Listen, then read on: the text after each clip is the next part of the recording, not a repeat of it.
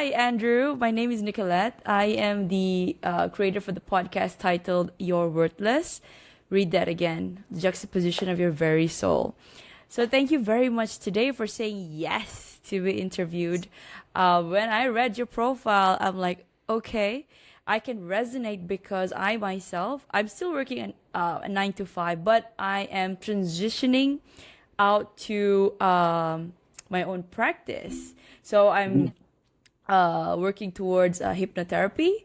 So it's kind of a big move because I've been in corporate for about 15 years and now and that's in accounting. So my background is accounting and now moving into psychology. So it's a big jump. So and that's why I mean having you on board, we can share some stories and then maybe have some of your tips.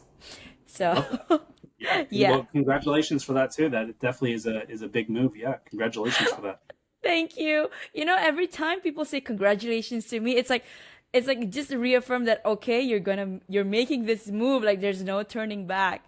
And Yeah, it's exciting and scary. So I don't want to say but and scary. So and scary. and Yeah, yeah, and you know the thing is now that I'm learning in psychology, whatever you think of will become a reality. So they say rather than you say scary, you might as well say excited, right? So yeah, it's great. Sometimes you can get it confused. You got that knot in your stomach. You don't know if it's am I anxious or am I excited. You don't know.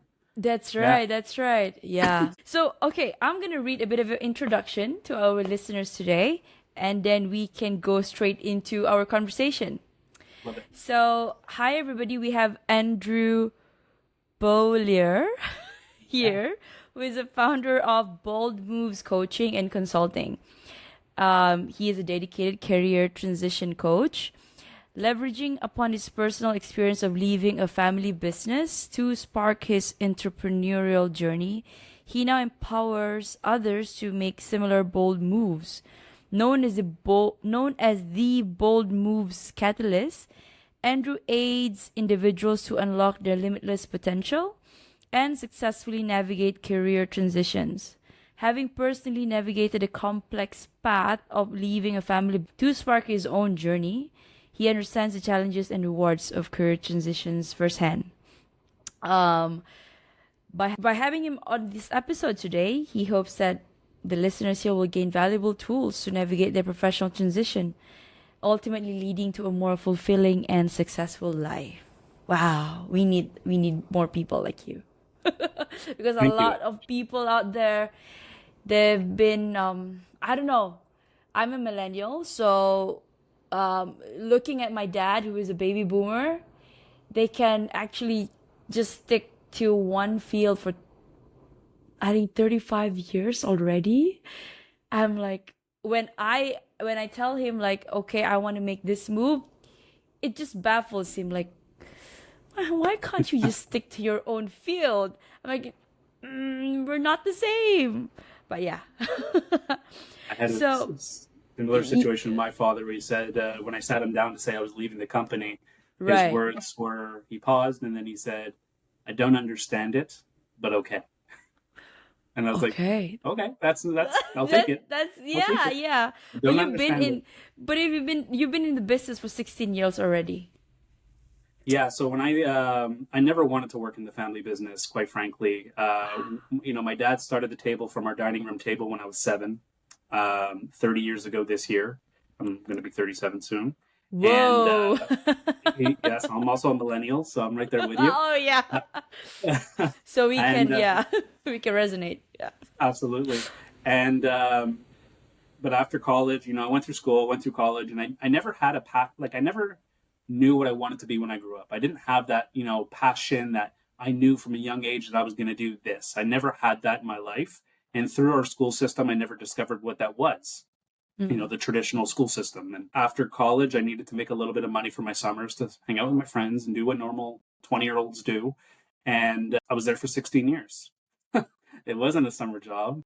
I showed up one day and I May I kind of know the nature of business of that it that was family business? it was a general contracting business. So it was a construction business, and they built retail spaces, the interior fit up of retail spaces across Canada.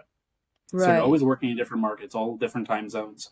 And I fell in love with the rush of it all. I fell in love with the adrenaline that you get in that business, because everything in retail construction is very fast paced. It's not year-long contracts. You're talking about a month and a half, 2 months, 3 months max, and you're out. So they're Mm. very fast paced. You're doing high volume, and I fell in love with that rush of meeting the client's needs, and I was good at it. And that kind of, when you find, and a lot of people are going to resonate this, when they find something that they're good at, they think, oh, this is what I'm supposed to be doing. This is what I should be doing. This is it, right? So I found my career because I'm good at this. But that's not the case. That's not always the case anyways. And the second thing I discovered while I was there was that I really liked working with people. I was a manager at a young age. I quickly adopted a servant leadership style. I always loved helping my team, and I was young, right? I was 23 when I became a manager. I was working, my first employee That was was so 50. young. 23. So, I think I 23. Where was I? Just I think 5 years into the corporate world. Okay. yeah. So it was quick. And my first employee was, 20 years my senior. So I quickly had to adopt, so I quickly adopted the servant leadership style. But what I, came to discover really fast is when people come to work, they bring their personal. Like, we are people, and we're human beings, and we Yeah. have lives. I mean, I was 23. Yeah. I didn't have much of a life. I lived with my parents. Right. I was just starting. And here I am dealing with emotionally complex situations with people who have much more life experience than me. And so I had to adapt, and I had to challenge myself to be able to meet them where they were, right? And that was a pivotal moment for me in my career, because I quickly learned that being a manager and being a leader are two different things. Yeah. You can tell someone how to do their job, but leading someone and being there for them to be emotionally supportive and That's right. help them through their professional and personal challenges was really meaningful. And I thrived in that. I really enjoyed that. But I stayed at it. I said, I'm good at this. I'm going to keep going down this path. And it wasn't really until the pandemic that I, got to come home. I've been with my wife for 20 years this year. So I've been with my wife since high school. Wow. Congratulations. That's 2 Yeah. decades. Yes, it's over half my life for sure. Wow. We're Yes. celebrating our 12th wedding anniversary this year. So we've been married for 12 years, and we have 2 young daughters who are 7 and 6 right now. And Oh. so you can imagine, at the pandemic 4 years ago, they were much younger. And so when I came home, I had a kind of like a moment, an epiphany, that I'm missing way too much of my children's lives. Um, I got to sit with, I'm still not passionate about construction. I'm good at it. But I'm still not passionate about construction. Like, I don't know what I'm doing. And so my wife kind of told me, like, call your life coach. I was working with a coach for many years, and I called her and I said, I need to make a change. I need help. And so we went through a whole process of career counseling and doing the psychometric evaluations to find out what I would really be good at, given my skill sets and my values, right, as a human being. And I discovered that coaching would be a potential avenue. So, and that's really taking the thing I love the most about the company, which was the people, and making that my primary focus. So I said, let's give it a try. And so my first move was saying yes to change, yes to taking that first step. I resigned before enrolling in any programs. I knew that I had to sever my safety net, right? That safety net. Yeah, so that there is the only way is forward. There is nothing like, okay, if this fails, then I can go back here. And that often that restricts people from putting both their feet into the new thing, which is, yeah. Well, it's understandable. I mean, we want to be comfortable. We want to feel safe, and the known definitely feels more safe than the unknown. Familiar. Yeah. But it's not necessarily more fulfilling. That's true. And that's a big differentiator. So yeah, that was a little bit of my transition into coaching, and I just found that I love it. I absolutely thrive in the environment. I really enjoy working again with people, but in a different capacity than I ever had before, because I was more of a mentor back in the corporate world. Now a coach approach is very different, where we show up in service of our clients, and we don't know the answers. We don't assume to know the answers, and we stay present and listen to understand where the individual is coming from and what challenges they're facing, and help them with pointed questions. And it's a partnership more than anything. And it's a beautiful process, and it's very effective. It's very effective. That's one thing I can say is I'm in love with the craft, and I feel like it could really be of service to so many people. I believe everyone should have a therapist and everyone should have a coach. I think these are the two things that everyone in the world should would benefit from, because we all have traumas that we need to deal with, but we all need forward movement, which is what coaching does. Fantastic. So yeah, you were saying during the pandemic 2020, that's when you decided, okay, I'm gonna transition into coaching fully, full time. And you've had your own life coach for how long already at the So time? clarification, I only left the family business last year. This is my Oh, first year in full practice. right. Okay. So in 2020 I had my realization. In 2022 I resigned. Spring of 2022, I joined my program in the fall of 2022, and it was a 1 year program. So they had asked me to stay to help with the transition as well. I was an owner at the time. So when I left the company, I was actually the acting vice president of the business. My father had retired, and me and my two brothers took over his portion of Oh, the business. So I was an owner. right. On top of on top of leaving a family business and career translating, I was also an owner operator. I was the signing Oh, officer of the company, so I was the head of administration and finance. right. So it was a big hole. So I gave them 2 year notice, which worked for me because I got to build my practice on my time and work full time for them. Mm-hmm. And January was really my first month full effort for Bold Moves coaching. So it's relatively new, but it's not at the same time because I've been doing it for a long time, and my experience comes with me. And that's one thing. Yeah. It took me a while to realize that 16 years of experience doesn't go away. It wasn't for nothing. Yes. That follows Yes, you. yes, yes. That's the exact same thing. Like when the thing that's pushing me to do this. I mean, I have about 15 years experience behind me too. And Nicolette, you can do this. But the thing is, in Asia, you see, the people that I have interviewed, they all have somehow live coaches along the way. And right now, for me, it's like there's no like one person. You get advice from different people, but it's good to have that one person to actually help you. And when you said therapist, that's the trauma and the healing, and the coaching is when it's already you're healing, and then you are making that changes so that it can manifest into your real life. And I think that's something that I want to look into as well. So therapy and then couple it with coaching. So, but it's in the works, and I don't want to overwhelm myself at this point. And I'm talking to as many people as I can. This is my let me see. I started podcasting June, and now in March. So I'm getting pretty good at it, and I don't have that nervousness before any interview already. So yeah, it's yeah, as I'm listening to people like yourself or all other guests, it's like okay, because it's scary, We Asian, we have a very different mindset thinking, in comparison to the Westerners. But yeah, well, nothing. If I could go through things before this one, I should be able to. So Yeah. yeah. Yes, I would want to ask because I wanted to ask you a question on what was it like growing up as Andrew Beaulieu. But you pretty much told us, shared with us the story. But is there anything else that you wanna, highlight or share? Like, what was it like when your dad asked you to take over and stuff like that? Yeah, absolutely. That's a great question. So I'm the youngest of four siblings. Mm. 7 years difference between my oldest brother and myself. So I have a sister who's a nurse, or was a nurse actually. She recently just started working for the family business right as I was leaving. Funny enough. Oh, so Um, she's there was a small couple of week period where the four of us were all there. So there's right. four of us. And me and my two brothers worked for the company basically right out of school, worked our way up, and we worked with a change management coach who became my life coach. So the change management coach was hired by the company to prepare me and my two brothers to take over my father's portion of the business. It's a 50-50 partnership. And so Wow. me and my brothers took over 50%. But my father never wanted his kids to work in construction.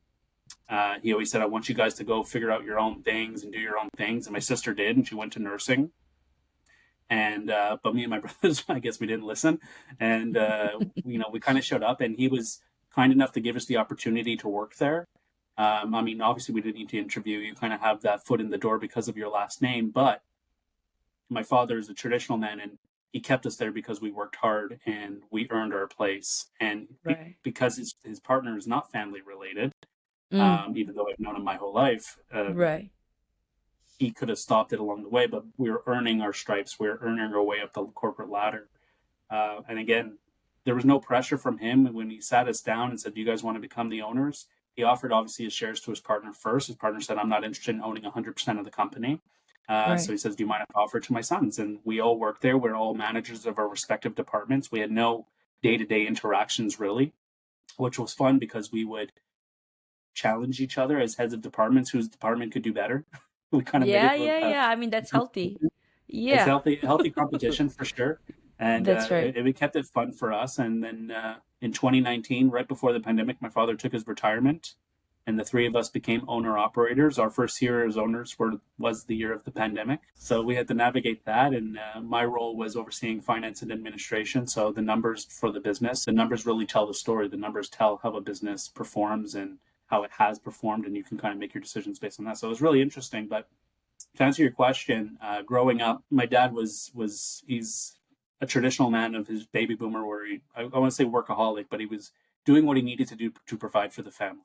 And Focus. so Yeah. focused. And my mom was a stay-at-home mom. She was home with the four kids, and that was basically it. And that's very typical for our generation.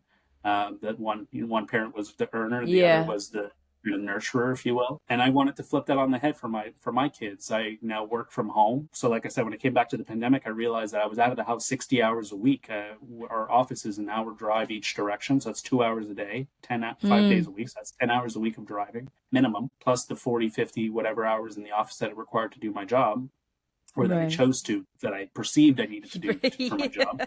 It's a perception. Yes. And I was never missing the big things, but I was missing a lot of the small things. I'd come home and my kids were growing inches by Already the in week. They bed. were learning new words, and my wife was home with them. We kind of mimicked that. We thought, based on social constructs, that's the way it was supposed to be. Mm. And we said, no, let's change this. So my wife now, she has a baccalaureate in business administration. She's an executive assistant, and she's a pilot. During the pandemic, she went and got her pilot's license. No Um, way! my wife is, Pilot! is my wife is a pilot now and wanting to become an airline pilot. And at the same time, I said, I'm going to leave the corporate world and start my own thing in coaching. So we've been in a lot of transition over the past 4 years. I It's been love fun. that for you guys. Yeah, like I always wanted to become either a cardiac surgeon or a pilot. But I Oh, mean, both of them would require a lot of money. And at the yeah. time, I was 17, so my dad was like, can you like choose something that is, or the other option is I could get sponsored, but then I have to be bonded by the government. So I'm like, I want my freedom. So I went to the safe route and went ahead with my professional qualification. So yeah, chartered accountant, but now here transitioning to hypnotherapist. That's a big But I mean, transition. And again, congratulations for that. It's such a fascinating field. yes, and I think what moved me to change is because of my own trauma. So, just to share a bit, I had my own trauma in 2019 after my divorce, and then I threw myself into working full time. So I was like, and then it was pandemic, so back to back meetings. Like we couldn't adapt to the delineation between even dinner time and meeting time. So I think I had my burnout back in 2021. Then I had to sit with myself. Like I did not even grieve about my divorce. So it's like it's a double whammy for me. So 20 I took sabbatical, not long, 2 months, but it's just to reorient myself. And I was scared, so I didn't make the full jump. I wanted to take 1 year, but I'm like, I told my dad, how is this, like, you better don't quit before you have a new job. So I'm like, okay, I'm gonna take 2 months unpaid leave and whatnot. So I went, and then I found a company which I am right now. And then the company it's somehow like, how do I say, it's not as cutthroat where I was before, because I was with one of the big fours.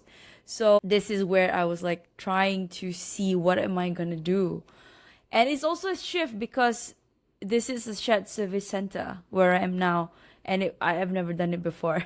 So I was trying to figure out what I want for for at least the near future, but I knew that okay, at the same time I need to learn about this, but just enough. But it's not fulfilling. So I took that.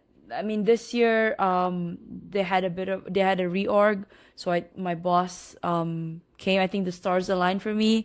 She said that, okay, we're vacating your role. So, yeah, and I started my program last February as well. So, I mean, high time. It's a year and it's a 1 year. I could finish it within 6 months, but still, I was like, still 1 foot in, 1 foot out. So exactly what you said, you just need to sever that tie. And then, okay, next week, I'm gonna be on long leave for the next 2 months. So yeah, yes, me telling you this, it's like trying to suit myself. Okay, you're really doing this. So let me ask you a question then. So how do you, Yes. what kind of encouragement do you have around yourself? Okay, so I have this my community of that therapy community. So I'm doing this course by Marissa Peer. I don't know if you've heard of it, Rapid Transformational Therapy. So I have been in contact with because before graduating we have to do our practice sessions at least 10 times, 15 times. So we've kind of built rapport around it. So that's one for somebody in the field itself, the one that I'm joining. So the second, I think the group is my sister. Yeah, my sister and my funny enough, my colleagues that where I'm in right now. The third one would be my parents. Though I don't live near them, they're far away, but I keep them updated on all this. And the fourth one, Andrew, believe it or not, people like yourself and all the other guests that I'm talking to, because most of them are life coaches, business career transition. Just yesterday I interviewed a person. She's also an overachiever before. She experienced her own burnout and demanding jobs while juggling time with her two twin boys. And I was just telling her the same story, and she's like, okay, so have you got it settled? Have you got what about your website? What kind of programs are you offering? And I'm like, I haven't gotten them 100%, but I have like an idea. So, well, if you need me, I help people transition from 9 to 5 to setting up their own practice. And you just said it yourself. You do that as well. So I'm like, I've got Yes. abundance of options. I'm like, okay, thank you, God. So, having this, knowing that I could, it's just opening, just asking for help or just guidance. Sometimes it's a very difficult thing for me to do before, but right now I think God is saying, if I brought you to this, I will bring you through it. So it's that kind of mindset I'm putting myself in, and yeah. You have your belief system, and it's important to have a belief in what you're doing and where you're going. So there's two things I heard as one is, the importance of community for you. And I spoke on this very topic on a podcast last week, is the importance of surrounding yourself around people who are going to encourage you and pick you up, because they're going to have times where it's going to get tough. And times you're going to have you have your emotional roller coaster, especially when I'm so come 1st April, it's going to be Monday of the first month that I'm going to be unemployed, or I'm still on the payroll but still on leave. But it's like it's transitioning out from that emotion, that routine. So it's like, okay, I can take it maybe 1 week. I had this vision in my head, maybe 1 week it would be fine. Then what about second week? What about if I feel like I am, my friends, my colleagues are working but I'm not? So it's super important here, and I think here as well, and also the community. Yeah. And believing. It's super important. You can reframe that in the sense that you are working, you're just working on yourself. And that's ultimately the best investment you possibly can make, is investing in yourself. Preach. Yes. And I told myself, okay, just take it as you're working, but you're working for you. This is your legacy, you know? You're gonna be helping people. I mean, the very reason why I wanted to therapy, because I wanted to help men and women who went through, some trauma of their own, and just have them show it to them that, there's light at the end of the tunnel, and this is what life is when you've passed that Revan or something like that. So it's, and if that if I can if that is my anchor, then I think one step at a time, I'll get there. Yeah. Yeah. Yes. Well, This it's is how similar I, because the yeah. reason why I asked is about community and what encouragement you have is because I went through a similar process, right? And it Right. just, for the people Right. listening to this, it's saying that community is important, surrounding yourself. And you mentioned that even some of your colleagues that you're, leaving, same thing happened for me. The colleagues that I'm leaving, when I told them I was leaving and why I was leaving, their first reaction was, "What? You're leaving?" But then when I said I'm Exactly leaving, that. And they're worried, they're worried, like, um did you resign? I resigned again 1.5 weeks earlier because of the arrangement in the office. And then my friend in HR, whom I'm very close to, she's like, you resign? Yes.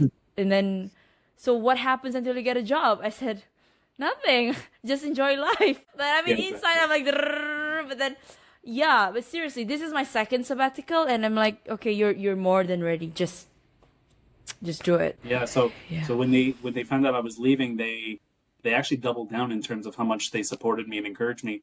Every single one of them said, "I hear what you're doing, and you need to go do it, and whatever I can do to help you." I'm closer with some of them now than I was Yeah. 6 months ago when I still worked there. It's really funny how that works, but Beautiful. Yeah. without that encouragement and love, so I could only tell them. So I resigned. Like I said, it was a 2 year transition. For the first year and a half, I couldn't talk about it.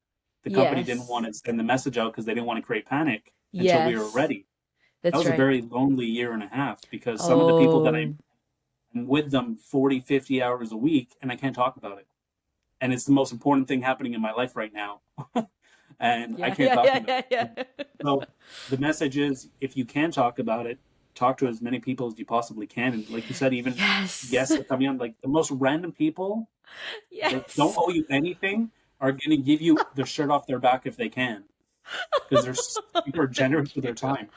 Thank you. Yeah, it's like, again, this is like a reaffirmation that, okay, why I'm very open and public about this is just when I say it out, I hear it back. It's reflected back to me. Okay. And then it sinks in, right? And yeah. Yeah. Right. Okay. So, what steps should someone take to prepare themselves for a significant career shift? Well, first is coming to terms that they're going to do it. So most people, Mm. when they're transitioning, let's assume for argument's sake, it's not an impulsive decision. They're not quitting out of emotion that they got in an argument with someone and they're leaving. Let's assume they've been sitting, working for the place for some time and something just feels off.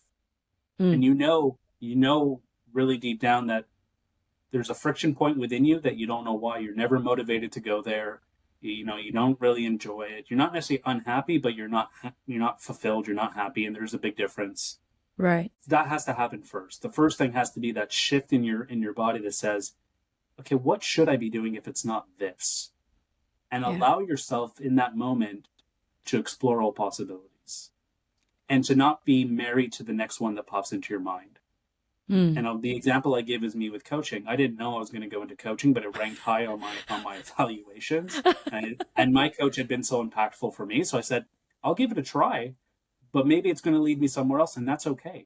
When you're Yeah. walking Yeah. down the Yeah. unpaved That's so road, true. you have to be open to all possibilities. So someone going through career transition, it's not just finding the next thing. It's just Mm. enjoying the process. It's where am I Mm. going to go and why am I going there? The why is big, right? And Simon Sinek, who's obviously a well-known public speaker, talks about your why. You need to know Yeah. your why. You need to know your values. You need to know what you want from life, what you want life to look like. Excuse me, and not just worry about. Not to say that financial stress is not important. It is. Yeah. Yeah. It Of course. exists. Of Let's course. let's assume, Yeah. but that can't be your sole motivator in life to say I need to pay the bills, because if you are, you're not going to be a very happy person. That's true. You're just You're going pushing to through. sacrifice a lot more than you're going to gain. So Yeah. the first thing I would say, this first step is really finding out what's your why, where you want to go in life, what do you want your life to look like, what's Yeah, going to and make you. that's true. And I think once you find that why, okay, and that why can change, you know. Again, be open to that possibilities. Like, say, because this is something very close to me that I personally went through, and I want to help people, and the way that I do that is to get certified so that actually I can coach, walk through people, provide some help to people, and then say in the next 5 or 8 years or 10 years, my interest now changed to something else. That's actually fine, because to be honest, life doesn't stop until we stop living, right? I mean, yeah, I mean, paradoxically, living means you can live, but you can still die inside simply because you don't like what you're doing. So I told myself, okay, Nicolette, just give this a try first, you know. The next 1 year, 2 years, 3 years, if you, and of course you will need time. You will need time for it to get traction. So that's fine. And then 10 years, you say, I feel like I want to go into something else. Then, yeah, why not? It's Right? okay. Yeah, That's a growth that's mindset. completely. The difference between a growth mindset and a fixed mindset, a growth mindset is you're constantly evolving, you're constantly investing in yourself, and it's okay to pivot in life. Yeah, The constant should never change is your integrity and your values yeah, yes, and your yes, happiness. And that's true. someone says, where do you want to be in 10 years? I want to be happy in 10 years. I'm happy today. I want to be happy in 10 years. What does that look like? I don't Yes, know. I I think don't the have a key crystal thing ball. is you've got to be happy where you are. But if you're not happy because of your job, or I don't know, your relationship, anything, you have the key. Make that change. So yeah, it's very important for people to, but I can see now the world is shifting, especially Gen Zs. They're not the new generation coming up. Like you and I, we're millennials. We're starting to see the shift. Like, okay, we work for about what, 10 years, a decade, and then okay, I want to try something new. What's the worst that can happen? Something like that. Yeah. Thank you, Andrew. The second step Yeah. I would say, because Yeah. you asked me for steps, is the first one is that. Yes. The Yes. second one is what we were talking about before, is find your tribe, find your community of support, because not Mm. everyone in your community is going to understand what you're doing. That could be close friends, that could be family, and Yeah. that doesn't mean they don't love you and want the best for you. It just means that I don't really understand it. If I don't understand it, I can't help you. And Mm. there are people, you mentioned like going through the part of your community, and same with me with coaching, is the people that are going through something similar. Mm. It's other people in therapy or other coaches. For me, it was my coaching community. They were all in transition as well of some sort in their life. And so I clicked with them very quickly, and they became good friends. And they were the people who helped me get through some of the hardest points of the past couple of years, that are my wife and my coach, but not necessarily my closest friends. I had few friends that Yeah. were That's so very, true. very key Yeah. support, but not all of them. And you can't expect that from everyone. Not everyone Yes. is going to be everything to you all the time. And Mm. I have to remind myself there's a time and a place for everyone. Yeah. So find the people that are going to be best for what you're trying to achieve in your transition. Yeah. That would be my Yeah. second step. And yeah. And to continue accept them and love them for who they are, where they choose to be at the time you're making that pivot, because Yeah. they're not gonna understand your vision, they're not gonna understand your what are you trying to help, or the impact you're trying to bring. So, and it's okay, so everybody's on their journey. Okay. Yeah. Okay. So, how can someone identify when it's the right time to make a career transition? I think we sort of touched this, but yeah, but what is that? The Yeah. emphasis is there really is a feeling inside that you know, when you know. For me it's something I thought about for a couple of years before I made the decision, because I was providing for my family, and I wanted to make sure I was in a position that was going to be good for them as well as for myself, when you have Yeah. that responsibility. Yeah. um, Yeah. but I was patient, and I was honest with myself and bold enough to finally make the move. But intuitively that something isn't right, something's not aligned with what you want out of your life, and sometimes that's just I want to change. Like I'm in a rut. I'm stagnant. I don't feel like I know what the next 3 weeks look like, the 3 months, 3 years. And some people just want to change, and that's okay. You can transition just strictly because life should be fun and you shouldn't Yeah. know what the next 30 years looks like. If you do, then Yeah, that's that not for is me so anyway. Put it that true. way. Yeah, yeah, And yeah. so there's this feeling internally that you need to sit with that for a while. Most people will snuff that voice out because oh, that's scary. It's I'm dangerous, it's it's dangerous. It's too risky. You're risky. gonna, yeah. What about you're already at this position, you're earning so much. Are you gonna throw that away and start from zero, start from scratch? And it's so I had the same epiphany where I said enough is enough because working at a certain place, brings prestige and whatnot. And I sort of tied my identity to that. And it was, oh, ah. I had to Well, work I through did the my own exact thing. same. I labeled myself as a provider, and I was providing, and so I felt I had a badge of honor that could wear, saying I'm providing for my family. And it's a great lifestyle. I mean, I was an owner of a business, good salary, dividends, Yeah. autonomy, and like I have what most You people have strive every, for. yeah, yeah, exactly. And but I wasn't feeling that fulfillment, and for me, that fulfillment is that seesaw was not balanced, and I want balance in Mm. my life. So there needs to be a blend of both. I hopefully, but again, sacrificing my time with my children and my wife for financial gain did not make sense to me. Did not make sense to me. Those Yeah, because about that time back. imagine when we started working, we want to go up to certain ranks and have that financial gains to a certain level because we want to be with our family, or we want to be there and to have that gain or that resources already for you to have. But now it's if you're in it for too long, then you lose sight of the real reason why you started working in the first place. Like same for me, I've been away from my family for about, I don't know, since I was 17. So I'm now in Kuala Lumpur. My family's on the east side of the country. So 17. So I said to myself before, I remember leaving home, okay, I want to work and get that job, the whatever, the everything. And then it's so, I can tell you, I've only gone back at least once in a year. And it's a 3 hour flight.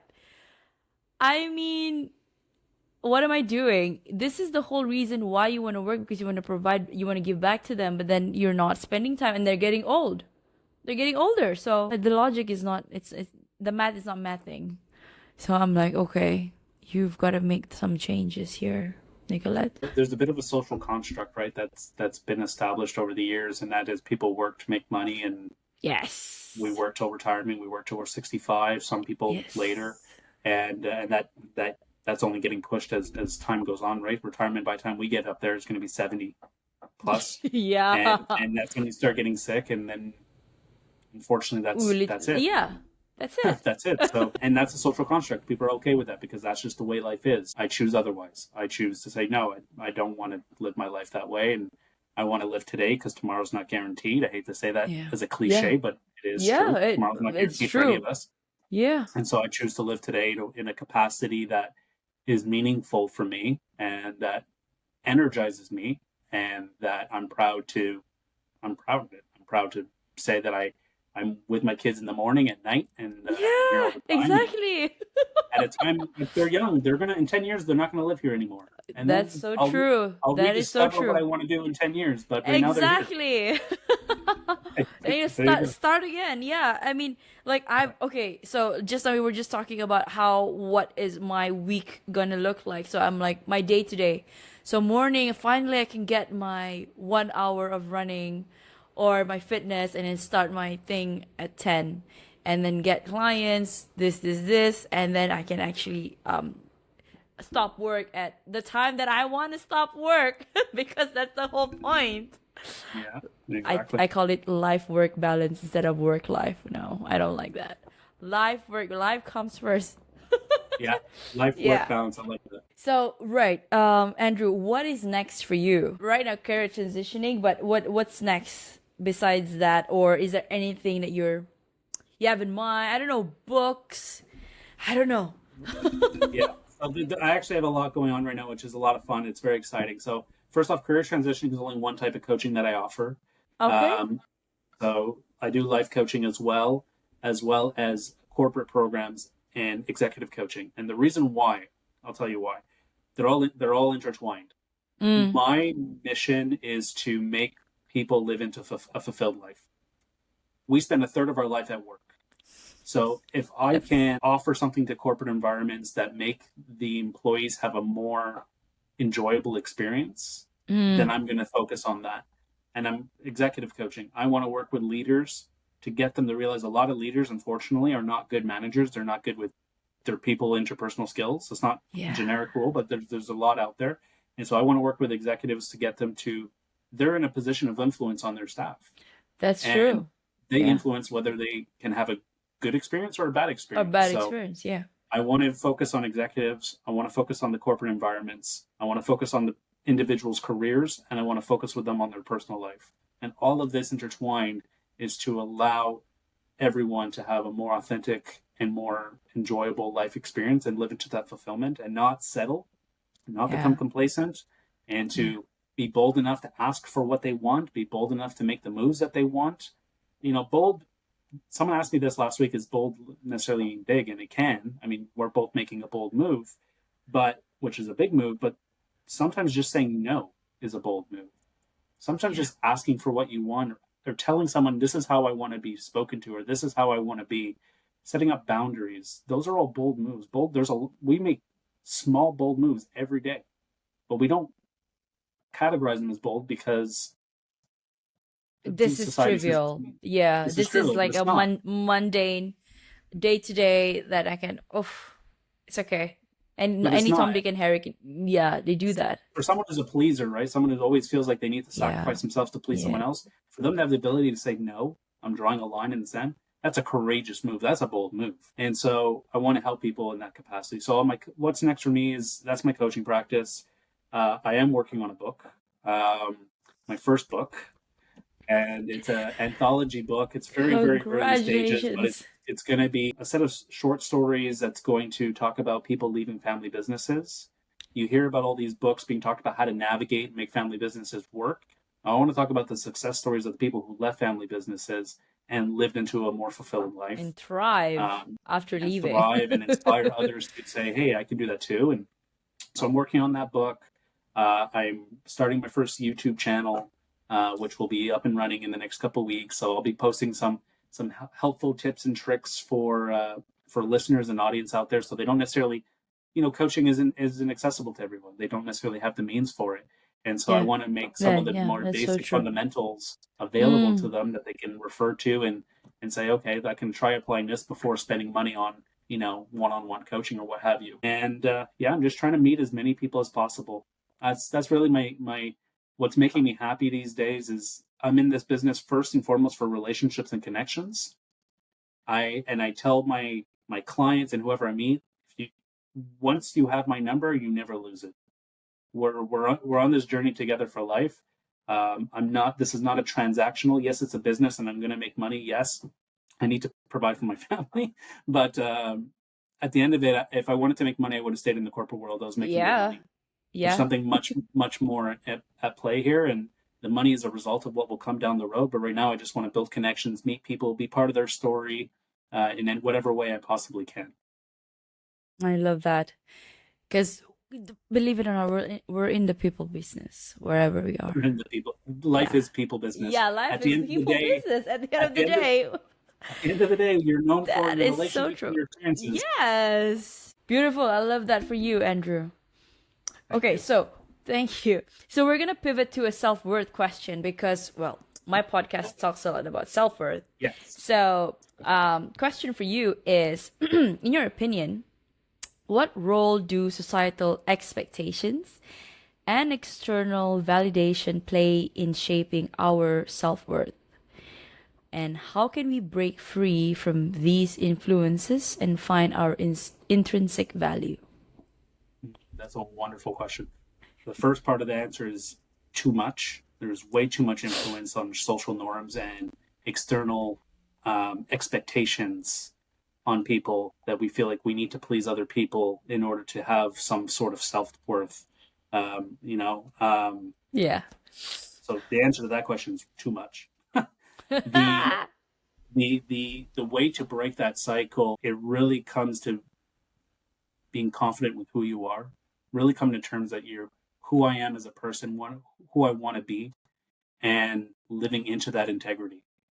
That is not easy to do. It takes courage. It takes a bold move or two. But it's about being honest with yourself. It's about living into that. And you know what? Those people that have those expectations on you, are they playing a purpose in your life? Are they in service of you?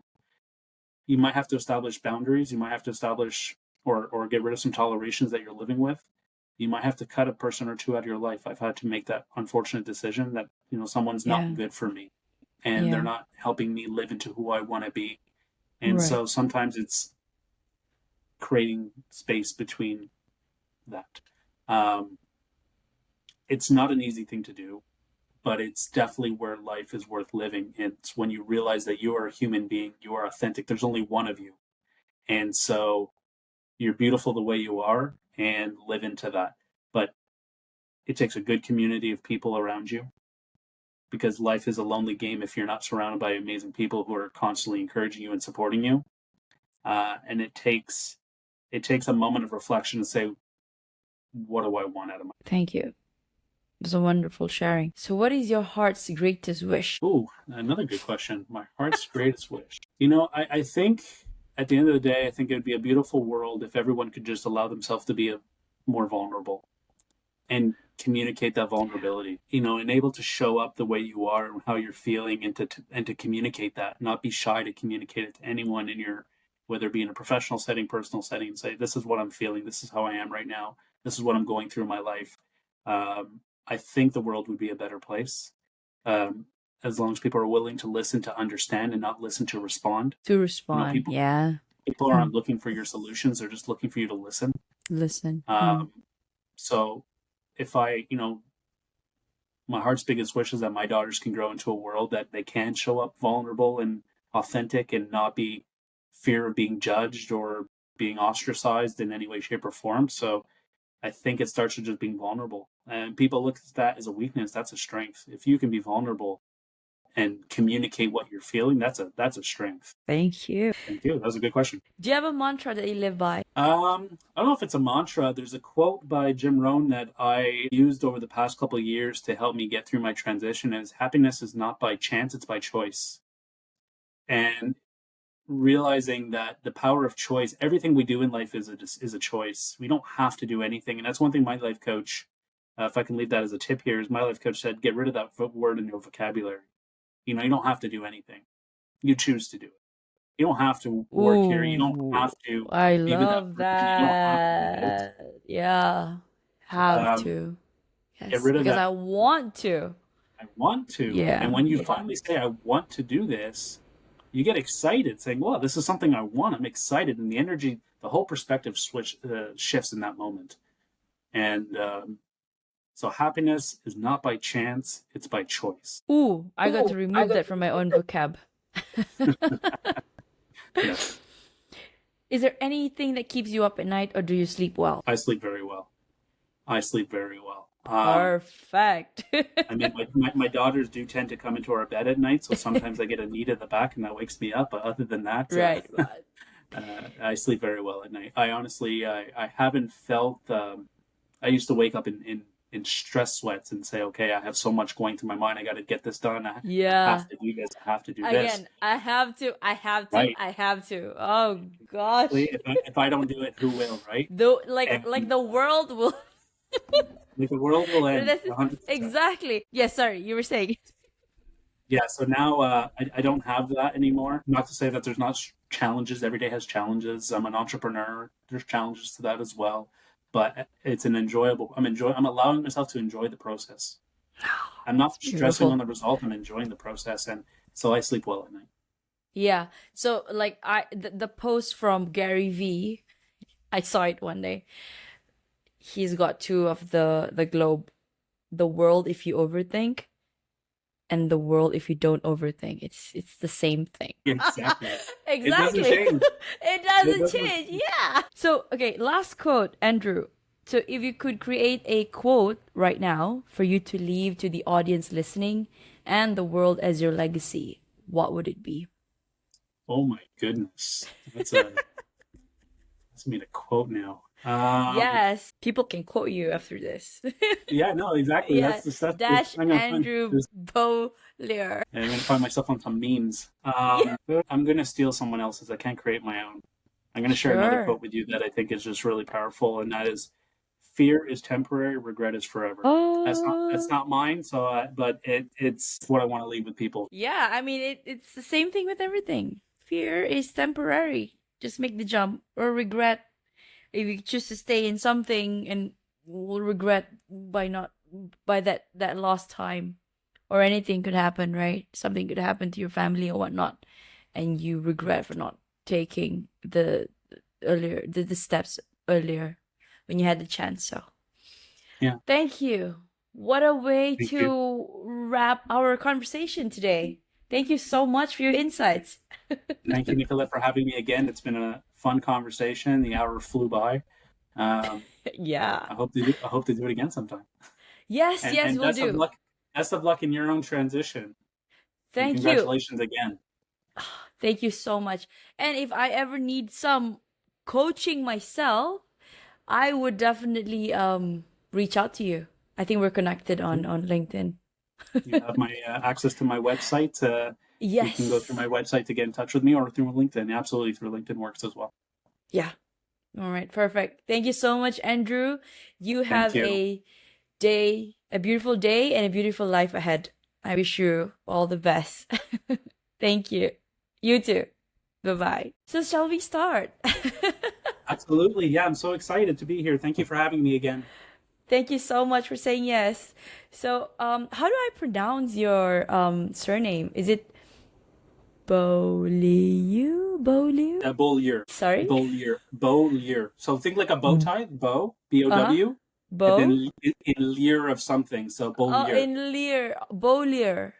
There you go. Perfect. Andrew Beaulieu. Okay. Okay. I That's hope it. I don't stumble upon my words. Which part of the world are you in right now, Andrew? I'm in Montreal, Canada. Canada. Yeah. All right.